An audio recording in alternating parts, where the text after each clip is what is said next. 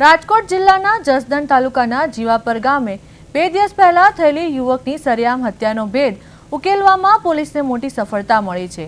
પોલીસે આ ચકચારી હત્યાના ગુનામાં સંડોવાયેલા મુખ્ય આરોપી હર્ષદ લીંબા ડાભીની ધરપકડ કરી લીધી છે।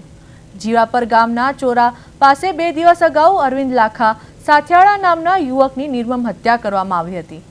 અજ્ઞાત હુમલાખોરોએ મૃતક અરવિંદના માથાના ભાગે तीक्ष्ण हथियारना उपरा उपरी घा झीकी देता मौतने घाट उतारी दीधो हतो।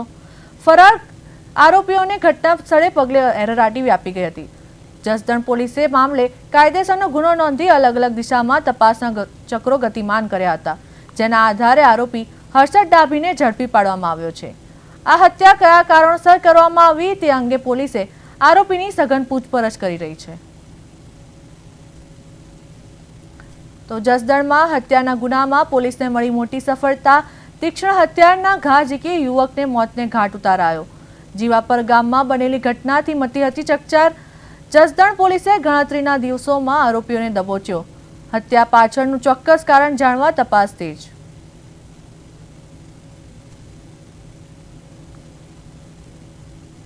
26 शाम को 6 बजे आटकोट पुलिस स्टेशन के विस्तार में जीवापुर गांव में हनुमान दाबिनी मंदिर के पास एक आदमी बेहोश हालत में पड़े हुए। बाद में 108 में उसको हॉस्पिटल लेके गया। उधर डॉक्टर ने उसका डेथ डिक्लेयर कर दिया। ये मरण जनार का नाम है अरविंद भाई लाखा भाई साटड़िया। ये रहता है जीवापर गांव में, जसदन तालुका, राजकोट जिला। बाद में पुलिस का टेक्निकल और ह्यूमन इंटेलिजेंस द्वारा आरोपी को आइडेंटिफाई किया है। आरोपी का नाम हर्षद डाभी।